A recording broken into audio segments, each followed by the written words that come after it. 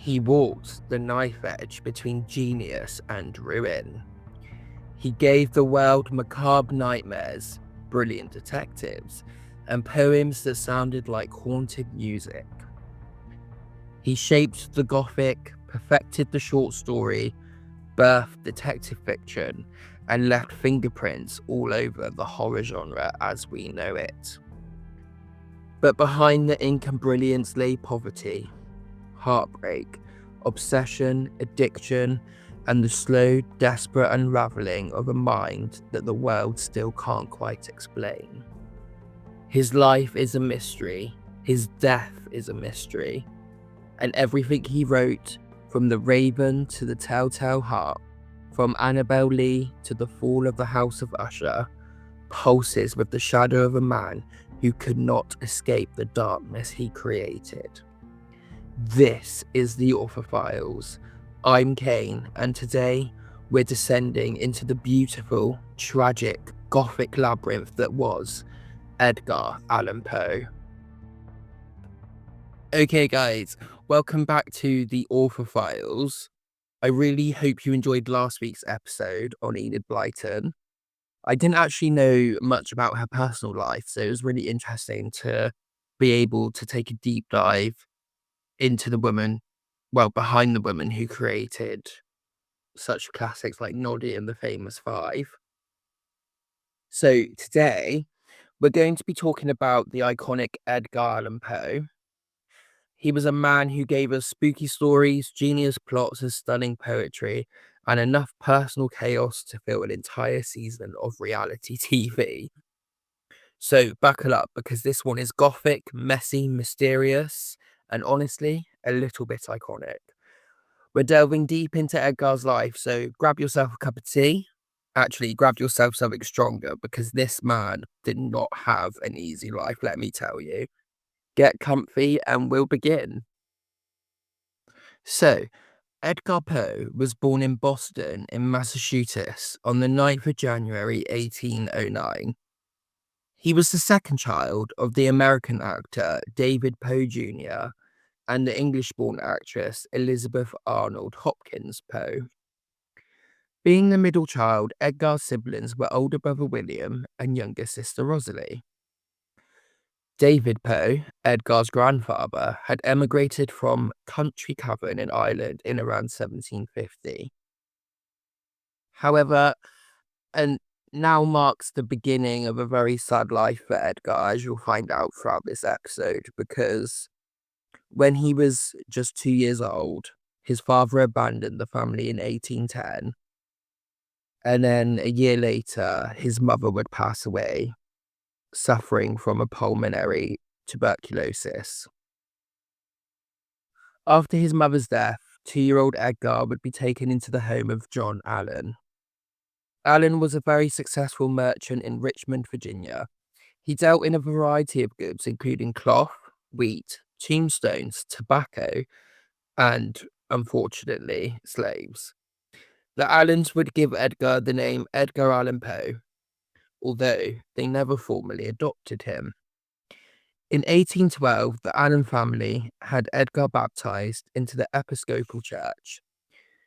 It is known that Allen would alternately spoil and aggressively discipline Edgar throughout his upbringing. So at times he'd treat Edgar very well and spoil him with things that he'd like. And then at other times he could be quite an aggressive figure in Edgar's life. In 1815, the family, along with Edgar, sailed to the United Kingdom, where Edgar started attending a grammar school in Irvine in Scotland. This was where Allen had been born. He would stay there for just a year before rejoining the family in 1816 in London. Once Edgar was back with the other Allens, he would go on to study at a boarding school in Chelsea, London. He remained there until the summer of 1817. After his time at boarding school, Edgar would be entered at the Reverend John Bransby's Manor House School in Stoke Newington. Jeez, that was a mouthful. Which was a suburb in those days situated 4 miles just north of London. After his time at the Reverend School, Edgar would move back to Richmond, Virginia with the Allens in 1820. Not much is known about Edgar's activities between 1820 and 1825, but given that he was only 11 in 1820, it's likely that he was just continuing his studies. What we do know, though, is that in 1824, Edgar served as a lieutenant of the Richmond Youth Honor Guard when the city celebrated the visit of Marquis de Lafayette. Lafayette was the last surviving major general of the American Revolutionary War, and he was visiting as part of his tour of the 24 states in the US. In 1825, Allen's uncle and business benefactor William Gold died. At the time of his passing, he was said to have been one of the wealthiest men in Richmond. Galt had left Allen several acres of real estate in his will, with Allen's inheritance being estimated at $750,000. By the summer of 1825, Allen celebrated his expensive wealth by purchasing a two-story brick house in Moldavia. I have probably just said that wrong, but we'll move on. In 1825, before Edgar would begin his time at university, he would meet and fall in love with Sarah Elmira Royster. He was 15 at the time, whilst Edgar was 16. They were neighbours in Richmond, and when they both decided they would like to marry each other, Sarah's father made it known that he disapproved. Despite this, the two reportedly got engaged secretly as Edgar would begin his studies at the University of Virginia in 1826. Edgar would send frequent letters to Sarah, but her father would intercept them and destroy all of Edgar's writings to his daughter. Her father would later clarify that his disapproval of Edgar was because of their young age, but he was also probably negatively swayed by the fact that he considered Edgar unsuitable due to social and financial status as a poor orphan. Sarah, thinking Edgar had forgotten her, would go on to marry in 1828. But what I find interesting about this is that Sarah, and this is a little spoiler for you, Sarah comes back into Edgar's life shortly before his death. And I feel like if her father had allowed them to marry, then Edgar's life possibly could have gone down a very different route. So, in February 1826, Edgar began his studies at the recently established University of Virginia. The university was established on the ideals of its founder, Thomas Jefferson. It had strict rules against gambling, horses, guns, tobacco, and alcohol, but many of the students would just ignore these rules. Jefferson enacted a system of student self-government, allowing students to choose their own studies, make their own arrangements for boarding, with the basis that any wrongdoing would be reported to the faculty. The unique system was reportedly rather chaotic, resulting in a high dropout rate. Edgar would choose to study ancient and modern languages whilst at the University of Virginia. After Edgar had lost touch with Sarah, he would begin gambling, which then led him to become estranged from Allen, his foster father. Edgar would claim that Allen had not given him sufficient funds to register for classes, purchase texts, or procure and furnish a dormitory. Whether we are to believe Edgar on this is another matter, as reportedly Allen had been sending additional money for Edgar for clothes. But with Edgar gambling, his debts began to increase. Edgar would give up on university life in 1827, and because of his debt and his falling out with his foster father Allen, he did not feel welcome to return to Richmond, a decision which was aided by the fact that he had discovered that Sarah had gotten married to a man named Alexander Shelton. Instead, Edgar travelled to Boston and started to sustain himself by taking odd jobs as a clerk and a newspaper contributor. During this time, Edgar would use the pseudonym Henry Lee Renee. However, having made the decision to move to Boston in April 1827, just a month later, Edgar would take a very different path. In the April, realizing he wasn't able to support himself with the odd jobs, Edgar decided to enlist in the United States Army as a private on the 27th of May, 1827. He would dupe the army by first declaring that his name was Edgar A. Perry, and by also informing them that he was 22, when in fact, at this point in Edgar's life, he was just 18 years old. He would first serve at Fort Independence in Boston Harbor for $5 a month. In 1827, the same year, it would see Edgar's first ever book being published. Tamerlane and Other Poems was a 40-page collection of poetry and was attributed to a Bostonian. Only 50 copies were ever printed, though, and the book's reception was lackluster. Edgar's regiment would later be posted to Fort Moultrie in Charleston, South Carolina, before embarking on the Brig Waltham on November the 8th, 1927. During this time, Edgar's pay would double and he would receive a promotion to artificer, meaning that he was now classed as a tradesman tasked with preparing shells for the artillery. Edgar would do this for a further 2 years and would attain the rank of Sergeant Major for artillery, which is the highest rank that a non-commissioned officer could achieve.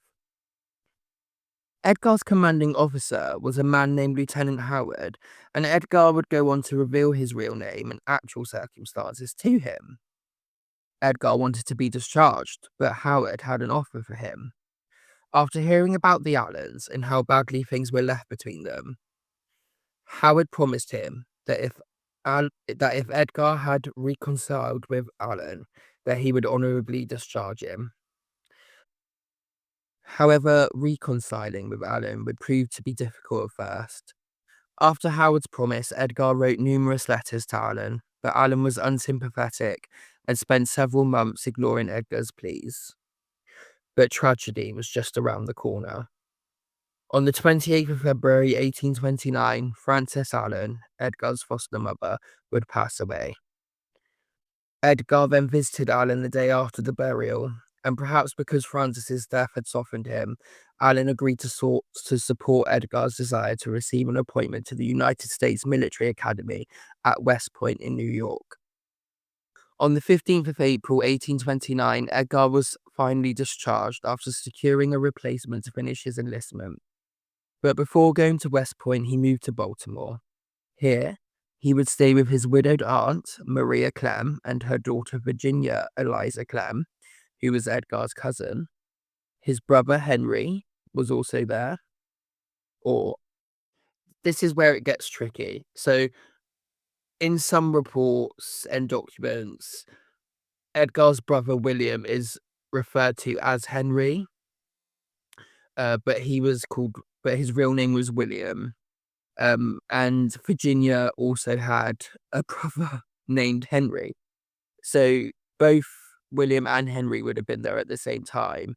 And so was his disabled grandmother, Elizabeth Carnes Poe. In the September of 1829, Edgar received a review of his poetry by influential critic John Neal, with Edgar saying that Neal's words were the very first words of encouragement I ever remember to have heard. To thank Neal, he would dedicate a poem from his second book, Al-Araf, Tamerlane, and Minor Poems, which was published in Baltimore in that same year. On the 1st of July 1830, Edgar travelled to West Point and enrolled as a cadet. In the October of that year, his foster father, Allen, would remarry, and he'd marry a woman named Louisa Patterson.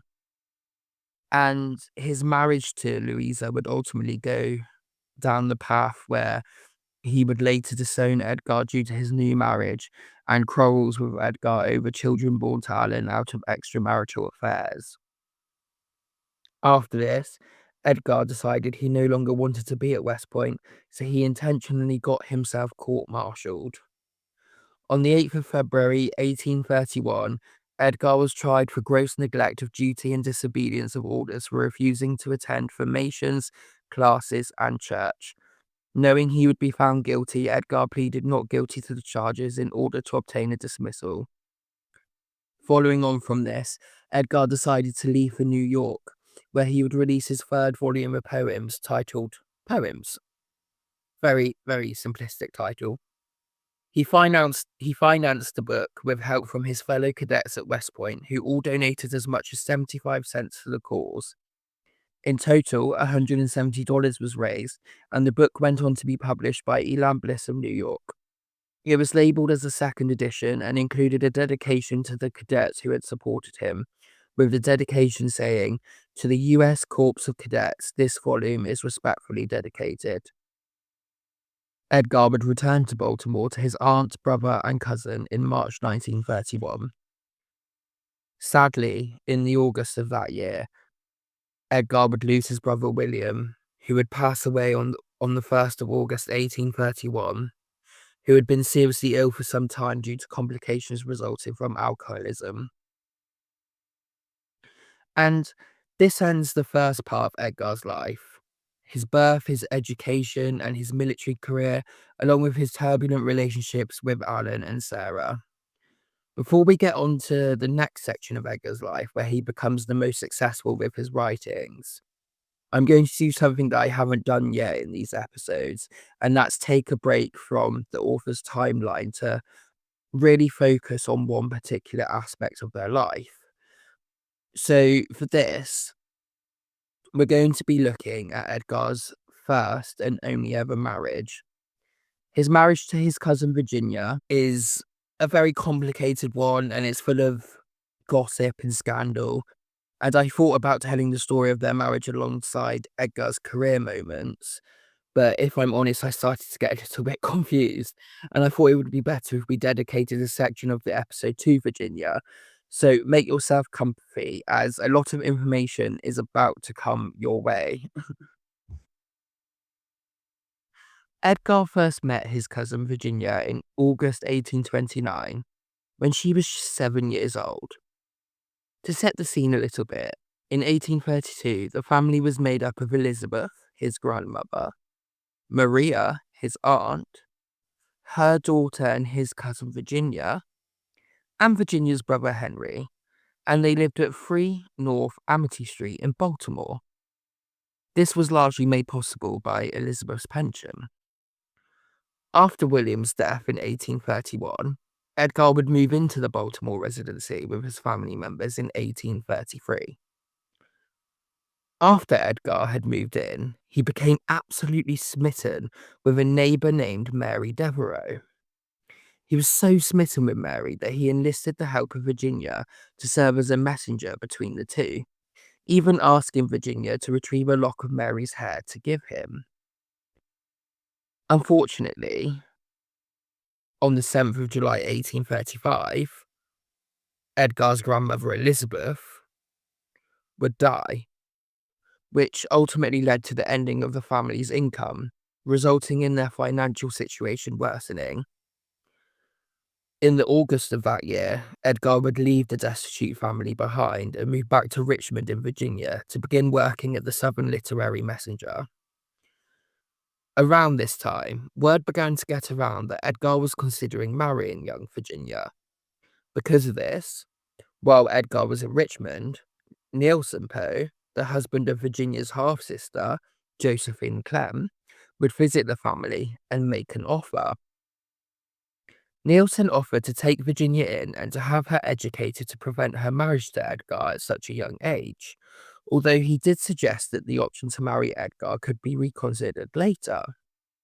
When Edgar heard about this, he was furious. He saw it as Nielsen attempting to break his connection with Virginia and would declare Nielsen his bitterest enemy. Maria, on the 29th of August 1835, would receive an emotional letter from Edgar, pleading that she allow Virginia to make her own decisions, and to further cement about how determined he was about marrying Virginia. And encouraged by his employment at the Southern Literary Messenger, Edgar offered to provide financially for Maria, Virginia, and Henry if they moved to Richmond. Sometime between the August of 1835 and January 1836, Virginia's brother Henry would pass away. However, there is no known record of when or how he passed. There's also some doubt about when exactly Edgar and Virginia married, but on the 22nd of September 1835, Edgar returned to Baltimore to file for a marriage license. It's believed that they may have married quietly afterwards, but on the 16th of May 1836 in Richmond, Edgar and Virginia would marry publicly. They were married by a Presbyterian minister called Reverend Amasa Converse. Edgar was 27 and Virginia was 13. Although they had her age listed as 21, it's believed that they listed Virginia's age as 21 because her father was dead, which meant that he obviously couldn't give his consent for Virginia to marry Edgar. The ceremony was held in the evening at the home of Mrs. James Yarrington, who was the owner of the boarding house that Edgar, Virginia, and her mother Maria were staying at. It is said that Mrs. Yarrington helped Maria bake the wedding cake and prepare the wedding meal. Edgar and Virginia would later go on honeymoon in Petersburg, Virginia. Now, for obvious reasons, this marriage was an unusual pairing. For example, Edgar was 27 and Virginia was just 13 years old, and they were cousins. Many of Edgar's biographers and critics over the years have had their say on this. Arthur Hobson Quinn, a biographer of Edgar, argues that their marriage was not particularly unusual, nor was Edgar's nicknames for Virginia, which were either Sissy or Sis. Another biographer of Edgar's, Kenneth Silverman, contends that although their first cousin marriage was not unusual, Virginia's young age certainly was. It's often been suggested that Edgar and Virginia had a relationship which was more like that between a brother and a sister, rather than a husband and wife. Biographer Hobson Quinn would disagree with this statement, citing a fervent love letter to argue that Edgar loved his little cousin, not only with the affection of a brother, but also with the passionate devotion of a lover and prospective husband. Marie Bonaparte and other scholars have read many of Edgar's works as autobiographical and thus concluded that Virginia died a virgin. It's speculated that Edgar and Virginia never consummated their marriage. However, no evidence of this has ever been found. In fact, the interpretation of this statement often comes from many thinking that Virginia is represented by the title character in Edgar's poem Annabel Lee. Another biographer of Edgar's, Joseph Wood Crutch, would suggest that Edgar did not need women in the way that normal men needed them, and that Edgar only needed women for a source of inspiration and care. He also suggests that Edgar had no interest in women sexually. However, friends of Edgar suggested that the couple did not share a bed for at least the first 2 years of their marriage, but that from the time she turned 16, they had a normal married life. Of course, scholars and critics are allowed to speculate, but from what we do know, Edgar and Virginia were reportedly a very happy and devoted couple. In fact, one of Edgar's employers, George Rex Graham, would write of their relationship, saying, "His love for his wife was a sort of rapturous worship of the spirit of beauty." And Edgar, writing to a friend, once said, "I see no one among the living as beautiful as my little wife." Virginia, too, by many contemporary accounts, idolized Edgar. She would apparently often sit close to him whilst he wrote. She would keep his pens in order and would also fold and address his manuscripts. She even showed her love for Edgar by writing a poem for him when she was 23. The poem is dated the 14th of February 1846 and reads like this. Ever with thee I wish to roam. Dearest, my life is thine. Give me a cottage for my home, and a rich old cypress pine. Remove from the world with its sin and care, and the tattling of many tongues. Love alone shall guide us when we are there. Love shall heal my weakened lungs, and all the tranquil hours will spend, never wishing that others may see. Perfect ease will enjoy without thinking to lend ourselves to the world and its glee. Ever peaceful and blissful will be. A beautiful poem, and one surely written for somebody who is loved. However, if we look a little bit closer at the poem, we can see that Virginia wrote the words and the tattling of many tongues, and many believe this was a reference to many actual incidents that occurred during Edgar's and Virginia's marriage.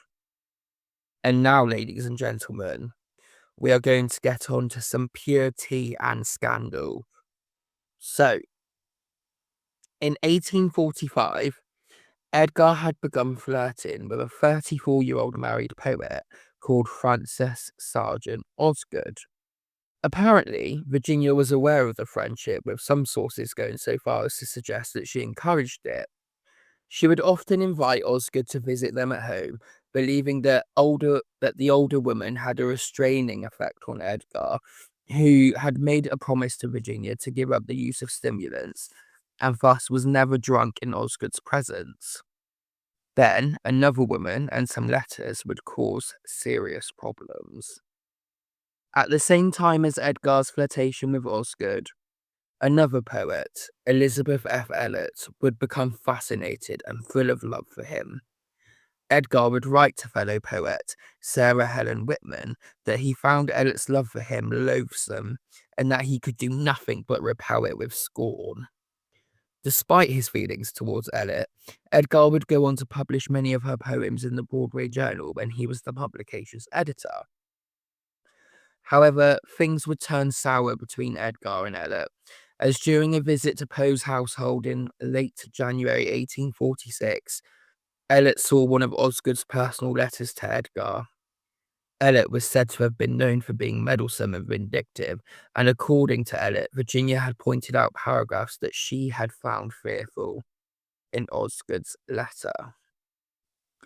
Motivated by either jealousy or by a desire to cause scandal, Elliot would write to Osgood after discovering the letter, suggesting that Osgood should be aware of her indiscretions, and then went on to ask Edgar to return Osgood's letters. Margaret Fuller and Anne Lynch Botter, friends of Osgood's, would then ask Edgar on behalf of Osgood to return her letters, but this would anger Edgar, with him calling the women who had asked on behalf of Osgood busybodies. He would then tell Elliot that she had better look after her own letters, suggesting some sort of indiscretion on her part. Edgar then reportedly collated Elliot's letters and left them at her house. This scandal would then lead to violence. So before we go on to the next bit, I think, because it can get a bit confusing. So Elliot saw a personal letter from Osgood that might have suggested that Osgood felt a certain way towards Edgar. I'm not sure what these women were thinking. I mean, if you saw him, but anyway, that's just my personal opinion and it doesn't matter. Anyway, and then in return, Edgar suggested that Elliot should be more aware of her own letters to him as they are suggestive too. So, though Edgar had returned Elliot's letters, Elliot had asked her brother to demand of me the letters. So her brother, Colonel William Loomis, not believing that Edgar had returned these letters, threatened to kill him. Taking this threat seriously, Edgar would seek help from his friend Thomas Dunn English by asking him for a pistol. However, Thomas didn't believe that Edgar had already returned the letters, and even further, he questioned whether they even existed. Angered at being called a liar, Edgar pushed Thomas into a fistfight. Edgar would later claim that he was victorious in this fight, although Thomas would say different. Thomas would say that he was the victorious one. Edgar's face was badly cut by one of Thomas's rings. Edgar would say about this fight, "I gave E a flogging, which he will remember to the day of his death." Unfortunately, this debacle only worsened the situation and would spark further gossip over the Osgood affair. Hearing the gossip, Osgood's husband threatened Elliot with legal action unless she formally apologized for her insinuations. Elliot would retract her statements in a letter to Osgood, saying, "The letter shown to me by Mrs. Poe must have been a forgery." Basically, Ella is insinuating that Edgar had written the letter she saw from Osgood. To save her own skin and to avoid any legal action, she would blame the whole scandal on Edgar, suggesting that it all happened because Edgar was intemperate and subject to acts of lunacy. Elliot would then go on to spread this false gossip about Edgar's mental state, which would see her malicious gossip reported by the newspapers. The St. Louis Review reported, "A rumor is in circulation in New York to the effect that Mr. Edgar A. Poe, the poet and author, has been deranged, and his friends are about to place him under the charge of Dr. Brigham of the insane retreat at Utica." Luckily, this scandal would die down when Osgood reunited with her husband. However, the whole ordeal of this scandal had took its toll on Virginia. And to make matters worse, she had received anonymous letters about her husband's alleged indiscretions. It is presumed that Elliot was involved in these letters, and they had such a disturbing impact on Virginia that when she allegedly was on her deathbed, she declared that Mrs. E had been her murderer. In the middle of January 1842, while singing and playing the piano, Virginia began to bleed from the mouth. Edgar would tell people that she merely had ruptured a blood vessel, but the real truth was that Virginia had developed tuberculosis. As the illness took its hold of the young Virginia, she became unable to do much for herself, which drove Edgar into a deep depression, worsened by the fact that Virginia would have days where she showed some signs of improvement. During this time, Edgar wrote to a friend saying, "Each time I felt all the agonies of her death, and at each accession of the disorder, I loved her more dearly and clung to her life with more desperate pertinacity. But I am constitutionally sensitive, nervous in a very unusual degree. I became insane with long intervals of horrible sanity." In hopes of finding Virginia a healthier environment, the Poe family moved several times within Philadelphia throughout the early 40s. Their last home together in the city has since been preserved as the Edgar Allan Poe National Historic Site in Spring Garden. It was in this home that Virginia found strength to tend to the flower garden and enjoyed entertaining visitors by playing the harp or the piano and singing. Then, in April 1844, traveling by train and steamboat, they all moved to New York. Sometime in early 1846, Virginia had told family friend Elizabeth Oak Smith that, "I know I shall die soon. I know I can't get well, but I want to be as happy as possible and to make Edgar happy." It is reported that she would tell Edgar that after her death she would be his guardian angel. In the May of 1846, Edgar, Virginia, and Maria moved to a small cottage in Fordham, about 14 miles outside of New York. And for you Poe fans out there, you can actually still visit this cottage today. And it is here that Virginia would spend her final months. In a letter from Edgar to Virginia, dated the 12th of June, 1846, Edgar would urge Virginia to remain optimistic. He wrote, "Keep your heart in all hopefulness and trust yet a little longer." However, by the November of 1846, Virginia's symptoms had worsened. Her symptoms included having an irregular appetite, flushed cheeks, an unstable pulse, night sweats, high fever, sudden chills, shortness of breath, chest pains, coughing, and the spitting up of blood. And if things with the Poes weren't dire enough already, they then had to deal with the press. A friend and influential editor, Nathaniel Parker Willis, on the 30th December 1846, published an announcement requesting help for the family, although he hadn't got his facts right. His announcement read, "Illness of Edgar A. Poe. We regret to learn that this gentleman and his wife are both dangerously ill with the consumption, and that the hand of misfortune lies heavily on their temporal affairs. We are sorry to mention the fact that they are so far reduced as to be barely able to obtain the necessaries of life. That is indeed a hard lot, and we do hope that the friends and admirers of Mr. Poe will come promptly to his assistance in his bitterest hour of need." Edgar and Willis had not spoken for 2 years, mainly because Willis had lost his own wife. However, he became a great supporter to Edgar during this period and even gifted Edgar and Virginia a copy of an inspirational Christmas book titled The Marriage Ring, or How to Make a Home Happy. Unsurprisingly, other newspapers picked up on Willis's announcement, with one writing, "Great God, is it possible that the literary people of the Union will let poor Poe perish by starvation and lean-faced beggary in New York? For so we are led to believe from frequent notices in the papers stating that Poe and his wife are both down upon a bed of misery, death, and disease, with not a ducat in the world." The Saturday Evening Post asserted that Virginia was in a hopeless condition and that Edgar was bereft. They wrote, "It is sad that Edgar A. Poe is lying dangerously with brain fever and that his wife is in the last stages of consumption. They are without money and without friends." During the final weeks of Virginia's life, they received visitors, and one of them later wrote of Virginia's appearance at the time. Mrs. Poe looked very young. She had large black eyes and a pearly whiteness of complexion, which was a perfect pallor. Her pale face, her brilliant eyes, and her raven hair gave an unearthly look. Virginia would receive more visitors before the end of her life. At one point, she asked her mother, "Darling, will you console and take care of my poor Eddie? You will never leave him." Maria promised her daughter that she wouldn't, and she kept to that promise. An old friend, Mary Starr, would come to visit Virginia. She was an old family friend, and during her visit, Virginia placed Mary's hand in Edgar's and asked her to be a friend to Eddie and to not forsake him.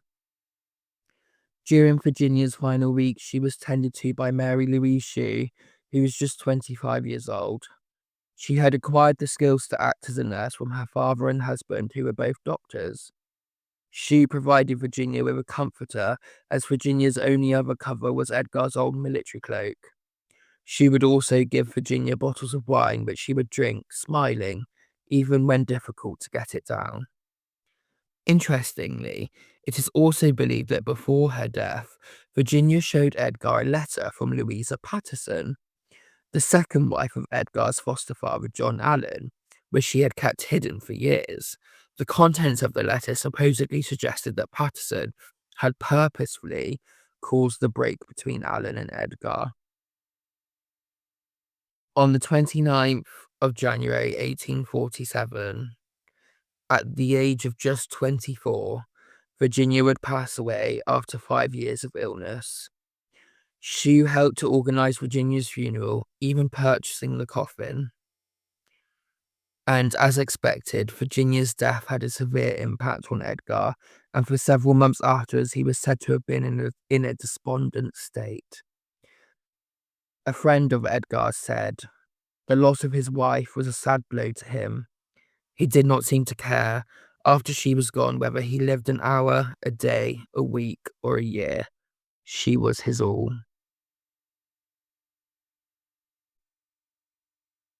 Of course, we will never know what Edgar's and Virginia's marriage was really like, but I choose to believe that they truly loved each other, and not just in a brother and sister way, but in a husband and wife way too. The letters Edgar would write about Virginia expressed to me the feelings of a man very much in love and besotted with his wife. I felt like we needed to tell the story of Edgar and Virginia in one big chunk to really express how much his marriage was such a substantial part of his life. And of course, it provides good context for how Edgar behaves and acts after the passing of Virginia. But before we get to the end of Edgar's story, let's go back and look at his publishing career. After Edgar's brother's death, Edgar's attempts to make a living as a writer were mostly unsuccessful. However, he would eventually manage to earn a living by his pen alone, becoming one of the first American authors to do so. Around this time, American periodicals would see a boom in growth. However, the boom did not last long, and although Edgar would submit writings, publishers were not always fair with their writers. They often refused to pay their writers, or would pay them much later than they promised, and because of this, Edgar apparently resorted to humiliating pleas for money and other assistance. He would go on to place a few stories with a Philadelphia publication and would begin work on his only drama, Politian. However, the drama would never be completed. In October 1833, the Baltimore Saturday Visitor awarded Edgar a prize for his short story, MS Found in a Bottle. This win would bring Edgar to the attention of John P. Kennedy, who would go on to help Edgar publish some of his other stories. Kennedy would also introduce Edgar to Thomas W. White, who was the editor of the Southern Literary Magazine in Richmond. Thanks to Kennedy introducing Edgar and White to each other, in 1835, Edgar became the assistant editor of the Southern Literary Messenger, but White would later discharge him after only a few weeks because Edgar was allegedly drunk on the job. After promising White that he would improve his behavior and that he would not be drunk at work again, he returned as editor at the Messenger until the January of 1837. During his time at the Messenger, Edgar would claim that its circulation rose from 700 to 3,500 copies. While being editor, he would publish several poems and many book reviews, critiques, essays, and articles, as well as a few stories in the paper. In 1838, Edgar's only ever novel, The Narrative of Arthur Gordon Pym of Nantucket, a story about a young man named Arthur who stows away aboard a whaler called Grampus, was published. It was widely reviewed. In the summer of 1839, Edgar became the assistant editor of Burton's Gentleman's Magazine. Here, Edgar would publish numerous articles, stories, and reviews, enhancing the reputation he had established at the Messenger as one of America's foremost literary critics. Also that year, Edgar would release a collection of short stories in 2 volumes, titled Tales of the Grotesque and Arabesque. Unfortunately, Poe received little financial success from the collection, and it received mixed reviews. When the June of 1840 came around, Edgar published a prospectus announcing his desire to start his own journal, which he would call The Stylus. He had purchased advertising space for the prospectus on the 6th of June 1840 in an issue of Philadelphia's Saturday Evening Post. The advertisement read, "Prospectus of the Pen Magazine, a monthly literary journal to be edited and published in the city of Philadelphia by Edgar A. Poe." However, Edgar's literary journal would never be published. Edgar would only stay as the assistant editor of Burton's Gentleman's Magazine for a year, and then afterwards he would find a position as writer and co-editor of Graham's Magazine, which at the time was a successful monthly publication.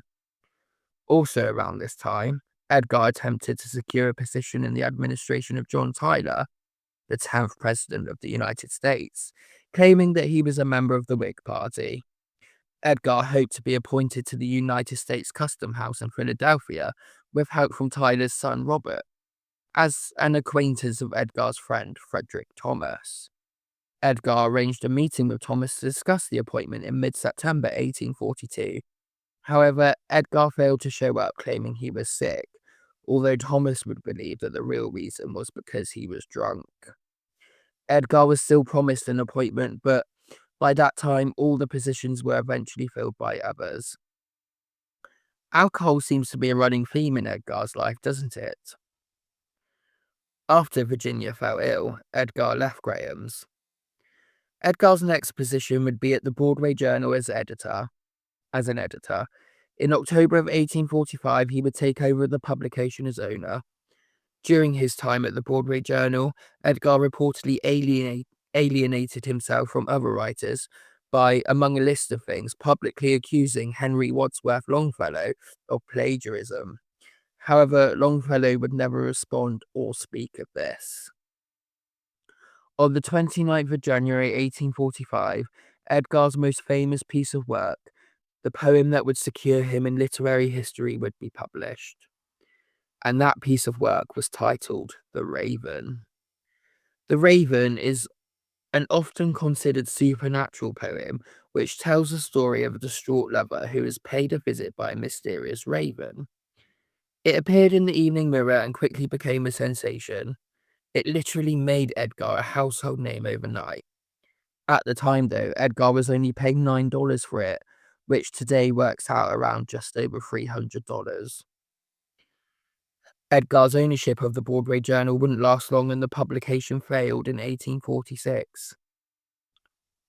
After Virginia's death in the January of 1847, Edgar became increasingly unstable. After a period of being despondent, Edgar would try to court the poet Sarah Helen Whitman. However, their engagement failed, reportedly due to Edgar's drinking and erratic behavior. Now, do you remember Edgar's childhood sweetheart, Sarah? Well, in the July of 1848, Edgar and Sarah reconciled. He randomly turned up on her doorstep one day. Sarah would describe the day she first saw Edgar again and said, "I was ready to go to church, and a servant told me that a gentleman in the parlour wanted to see me. I went down and was amazed to see him, but knew him instantly." Sarah's husband Alexander had died of pneumonia on the 12th of July 1844 and had left her with an estate worth around $100,000. When Edgar appeared 4 years later, she was 39 and living with her 19-year-old daughter Anne and 10-year-old son Southall. After the pair of them became reacquainted with each other, Sarah would attend one of Edgar's lectures in Richmond, sitting in the front row. Later, Edgar and Sarah would rekindle their relationship and even discuss marriage. However, her children disapproved, and Alexander, Sarah's ex-husband, had stipulated in his will that if Sarah was to remarry, she would lose 3/4 of the estate. On the 17th of September 1848, Edgar visited Sarah for the evening. Afterwards, he wrote, "I think she loves me more devotedly than anyone I ever knew. I cannot help loving her in return." Edgar had hoped to be married to Sarah before leaving Richmond. However, Sarah made it clear she wanted time to consider it. She recalled, "I told him if he would not take a positive denial, he must give me time to consider it." This might have been because of the rumours of Edgar's drinking. It is unclear if Edgar and Sarah were ever officially engaged, but many biographers ascertain that the pair came to an understanding by late September. However, no wedding would ever take place. And now we come to the mysterious death of Edgar, a mystery that has never been solved. However, it is a very interesting case, and we're going to go through its entirety. So, do you remember the magazine that Edgar wanted to produce? Well, in 1849, specifically from the July to the September, he was staying in Richmond to explore the idea of getting it started. When he arrived there, he was reportedly suffering the effects of what he described as a cholera attack, which was accompanied by hallucinations, and was adamant to those around him that he had not been drinking. After a short while, he recovered and began to give well-received lectures and readings to fund his lifestyle. Also, he was, as we just learned, trying to marry his childhood sweetheart Sarah. And with that intention in mind, Edgar left Richmond on the 27th of September 1849 to travel to his home in New York City. He was heading back with the intentions of taking another editor job and to remarry. Now, between the 28th of September and the 3rd of October 1849, there is no reliable evidence that exists that informs us about Edgar's whereabouts. However, on the 3rd of October, he was found delirious in Baltimore at an establishment called Ryan's Tavern. Upon discovery of him, a printer named Joseph W. Walker sent a letter requesting help to Joseph E. Snodgrass, who was an acquaintance of Edgar's. In his letter, he wrote, "Dear Sir, there is a gentleman, rather the worse for the wear, at Ryan's Fourth Ward Polls, who goes under the cognomen of Edgar A. Poe, and who appears in great distress, and he says he is acquainted with you, and I assure you he is in need of immediate assistance. Yours in haste, Jos W. Walker." Snodgrass would later state that the letter had also claimed that Edgar was in a state of beastly intoxication. Edgar's appearance that day was described by Snodgrass as appearing repulsive, with unkempt hair, a haggard, unwashed face, and lustreless and vacant eyes. His clothing, which included a dirty shirt but no vest, and unpolished shoes, was worn but did not fit well. When Edgar's attending physician John Joseph Moran recalled Edgar's appearance, he said that he was wearing a stained, faded, old bombazine coat, pantaloons of a similar character, a pair of worn out shoes run down at the heels, and an old straw hat. Unfortunately, there was no point where Edgar was coherent enough to explain how he became to be in this condition, but it's believed that the clothes he was wearing that day was not his, mainly because wearing shabby clothes was extremely out of character for him. Edgar was treated at the Washington College Hospital by Moran. However, he was denied any visitors and was confined in a prison-like room which had bars on the window and was in a section of the hospital that was reserved for drunk people. According to reports, Edgar is said to have repeatedly called out the name Reynolds on the night before his death. However, nobody has ever been able to identify the person to whom he referred. Some believe he was recalling an encounter with a newspaper editor and explorer who may have inspired Edgar's novel, The Narrative of Arthur Gordon, Pym of Nantucket, Jeremiah N. Reynolds. Another possible explanation is that on the day he was found in Ryan's Tavern, a man named Henry R. Reynolds was in the area as one of the judges overseeing the Fourth Ward polls, who potentially could have met Edgar on election day. Another possibility is that Edgar could have been calling out for Herring, as he had an uncle-in-law in Baltimore named Henry Herring. In a testimony later on, Moran would avoid any conversation about Edgar, mentioning a Reynolds, but said that Edgar was visited by a Mrs. Herring. He also would say that he had attempted to cheer Edgar on one of the occasions he was awake. When Moran told Edgar that he would soon be enjoying the company of his friends, Edgar allegedly said the best thing his friends could do would be to blow out his brains with a pistol. In Edgar's distress state, it said that he made reference to a wife in Richmond. Whether he was delusional and thinking that Virginia was still alive, or he was making references to Sarah, we will never know. Also, he did not know what happened to his trunk of belongings, but it would later be revealed that they had been left behind at the Swan Tavern in Richmond. On the 7th of October 1849, Edgar passed away with his final words reportedly being, "Lord, help my poor soul." But what exactly happened to Edgar during that week? Why was he in such a state when he was found? What was the real cause of Edgar's death? And can we really rely on Moran's account of events? Let's do a deep dive into it all. When looking at Moran's version of events, I think it is important to remember that he was allegedly the only person to see Edgar in his final days. Because of this, his credibility has been questioned numerous times and has at times been considered untrustworthy. In the years after Edgar's death, Moran would write and give lectures about Edgar's death. However, his story would repeatedly change. In 1875 and 1885, Moran would claim that he immediately contacted Edgar's aunt and mother-in-law, Maria, to let her know about Edgar's passing. However, he only wrote to her on the 9th of November after she had requested news, almost a month after the passing of Edgar. Moran would also claim that Edgar had said, as he prepared to draw his last breath, "The arched heavens encompass me, and God has his decree legibly written upon the frontlets of every created human being, and demons incarnate. Their goal will be the seething waves of blank despair."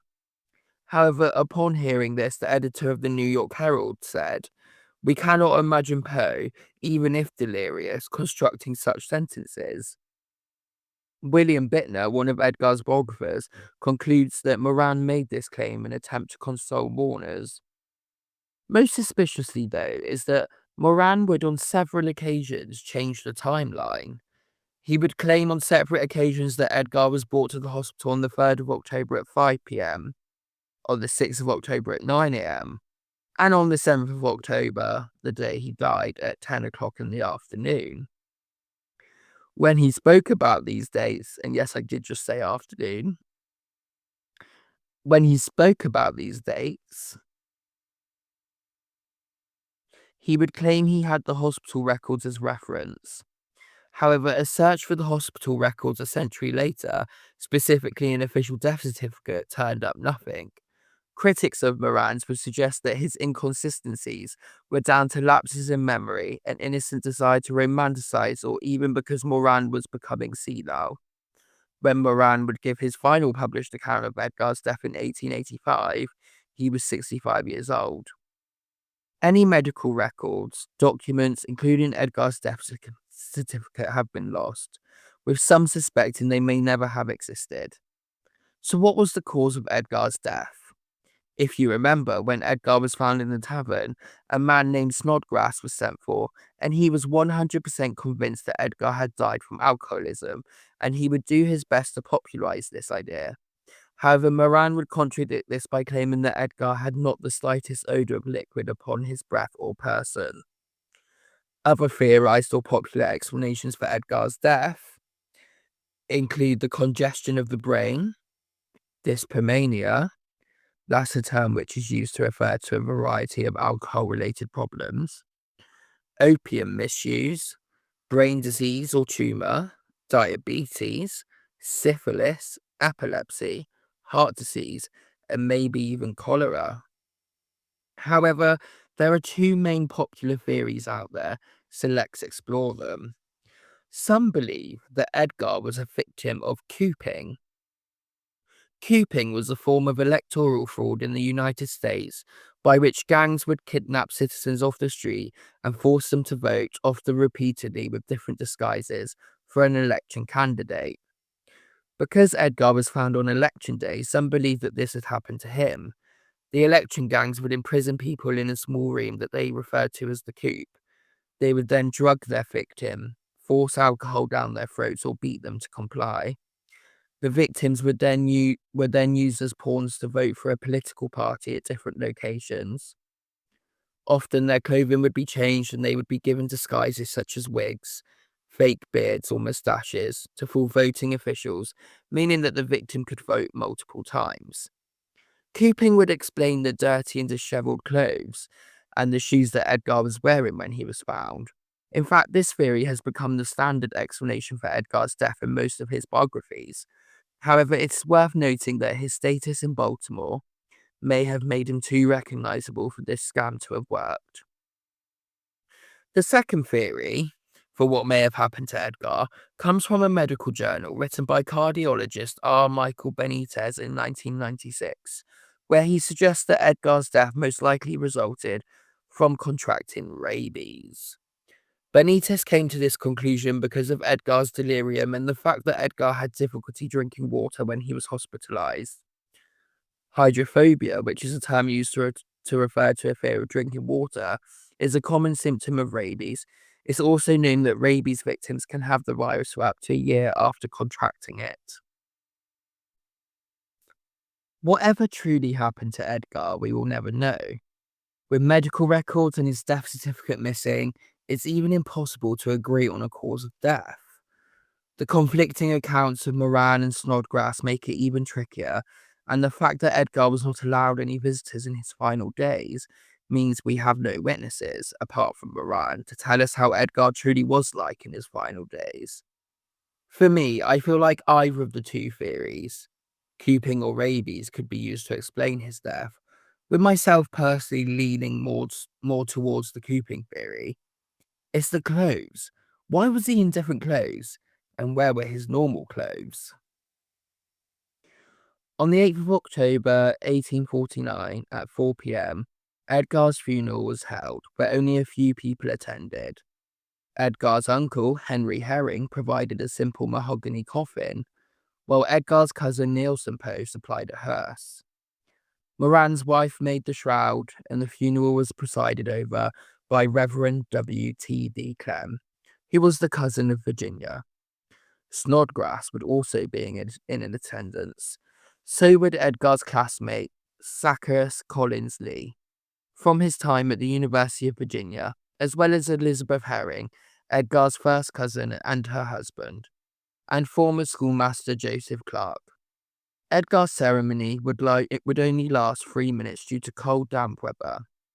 Reverend Clem had reportedly decided not to bother with a sermon because the crowd was too small. Edgar was buried at the Westminster Presbyterian Churchyard in Baltimore in a cheap coffin that lacked handles, a nameplate, cloth lining, or a cushion for his head. Edgar would initially be buried in an unmarked grave towards the rear corner of the churchyard near his grandfather, David Poe Sr. A headstone had been paid for by Nielsen Poe. However, in a bizarre accident, a train derailed and ploughed through the stonemason's yard, pulverizing the headstone before it could be delivered. Because there were no more funds for a new headstone, Edgar's grave was marked with a sandstone block that read number 80. Oh my god, how unlucky do you have to be in life?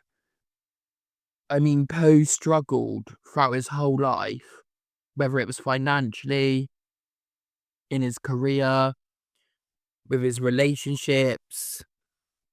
And then there's the week that we don't know what happened to him during that week before his death. And then his headstone gets pulverized by a train. Like, how many times does that happen? Anyway, in 1873, poet Paul Hamilton Hayne visited Edgar's grave and published a newspaper article informing readers of its poor condition and suggested that Edgar deserved a better monument. Taking advantage of a renewed interest in Edgar's gravesite, a Baltimore schoolteacher called Sarah Sigourney Rice decided to raise funds for a new monument. Many people throughout Baltimore and the United States contributed to the case, and a new monument was installed. It included a medallion image of Edgar by artist Adelbert J. Volk. With the new monument ready, Edgar was reburied on the 1st of October 1875 at a new location close to the front of the church. A celebration was held at the dedication of the new tomb on the 17th of November, with attendees including Nielsen Poe, who gave a speech and called his cousin one of the best-hearted men that ever lived. Also in attendance was Snodgrass. Several leading poets were invited to the celebration, but only one attended, and that was the poet Walt Whitman. English poet Alfred Tennyson, however, contributed a poem which was read at the ceremony. The poem reads, "Fate that once denied him, and envy once decried him, and malice that bellied him, now centre path his fame." Also in that year, the cemetery in which Virginia was buried at was destroyed, and by this point she had no kin to claim her remains. An early biographer of Edgar's, William Gill, went to the site of the ceremony and arrived just in time to meet the sexton, Dennis Valentine, who had Virginia's bones in his shovel, ready to be thrown away. Gill said he would claim Virginia's remains, so the sexton helped Gill place Virginia's bones in a very small box. He then took the box home to New York with him, keeping the box containing Virginia's remains under his bed, while he corresponded with Nielsen and John Prentice Poe in Baltimore. He then brought the box down to be placed in a bronze casket, which was laid on Edgar's left side. Virginia Poe's remains were reburied under Edgar's monument on the 19th of January 1885, which was the 76th anniversary of her husband's birth. Maria, Virginia's mother, and Edgar's aunt and mother-in-law would also be buried with Edgar and Virginia. Edgar Allan Poe's life reads almost like one of his own stories. It was brilliant, tragic, chaotic, and threaded with mysteries we still haven't solved. He began life abandoned by one parent and orphaned by the other. He was adopted by a man who alternated between affection and cruelty. He sailed to England, excelled in languages, gambled away his chances at university, and became both a dutiful soldier and a defiant cadet who engineered his own court-martial just to escape West Point. Everywhere he went, he wrestled with poverty, conflict, and the uneasy sense that he didn't quite belong anywhere. And yet, In the middle of all the instability, Edgar found the great, unconventional love of his life, Virginia, his cousin, his companion, the child bride critics still debate, but also the woman he adored with absolute devotion. Their relationship, strange to us now, was the emotional anchor for his adulthood. Her long decline from tuberculosis, the fear and grief he felt as she faded, and the loneliness that followed her death all seep into his writing. You can hear her in the mournful words of Annabel Lee, in the yearning of the raven, and in the deep, aching melancholy that stains nearly every poem he ever wrote. He would struggle professionally too, unpaid by publishers, dismissed from magazines, his battle with alcohol that others exaggerated and weaponized against him. He feuded with rivals, loved the wrong women, was haunted by gossip, and lived constantly on the financial brink. Yet, through all of this, he produced some of the most unforgettable works in American literature. The Telltale Heart, The Fall of the House of Usher, The Black Cat, all stories that redefine psychological horror. The Raven, a poem that made him famous overnight, even if it only earned him $9. And let's not forget The Murders in Rue Morgue, the story that launched the entire detective genre long before Conan Doyle ever imagined Sherlock Holmes. He wrote with precision, with obsession, with a craftsman's meticulous eye, building atmosphere and tensions in ways no one before him had mastered. Edgar didn't just influence horror, he built the foundations of modern mystery, gothic fiction, detective stories, and psychological suspense. His fingerprints are everywhere. And then came the final mystery, his death.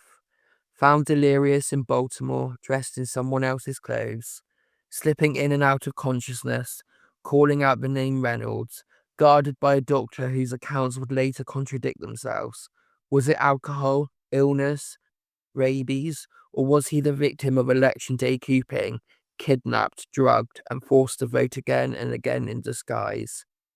With no medical records, no reliable witnesses, and a death certificate that vanished into thin air, we simply don't know. Edgar's life ended the way he wrote, in darkness, confusion, and lingering dread.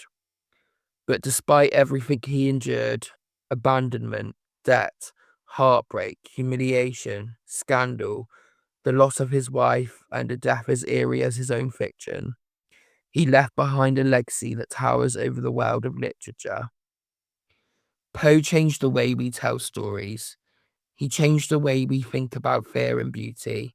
He changed genres simply by imagining something different. Today, his works are studied, adapted, filmed, analysed, performed, quoted, imitated, and loved by readers who feel the same quiet pull towards the strange and the shadowed Edgar himself felt all throughout his life. Edgar Allan Poe once feared he would be forgotten. Instead, his voice echoes louder with every generation. A man haunted by loss created stories the world will never let die. A man who lived in darkness illuminated entire genres. And a man who wrote of ravens, ghosts, detectives, and crumbling houses built himself a legacy that, fittingly, will last forevermore. And that, ladies and gentlemen, is the life story of Edgar Allan Poe. And oh my days, wasn't he just, he had such a sad life. I mean, they say that things, well, in the UK, you'll often hear people say, oh, if you had something bad happen to you, oh no, well, you know, they say it comes in threes. Well, it was way past threes for Edgar, wasn't it? But thank you for joining me for this retelling of Edgar's life. Hopefully it was easy to follow along with. Edgar's life was definitely full and rich with heartbreak, scandal, and mystery. In my opinion, though, especially after researching his life, I believe that Edgar and Edgar's family were just cursed. I can't help feeling this way. I mean, again, to top it off, his first headstone was demolished by a train. Edgar certainly had a very troubled life, but I'm glad we've managed to retell it in its entirety today. As ever, if you've enjoyed today's episode, please leave a review, drop us a follow, and share it wide with your fellow book lovers. Anything you can do to help spread the podcast, it would be brilliant. We're still very new, and it'd be amazing to build a community of fellow book lovers where we can talk and chat about our favorite authors. And if you are listening to this and you have an idea for an author you'd like me to cover, then please go and find me on Instagram.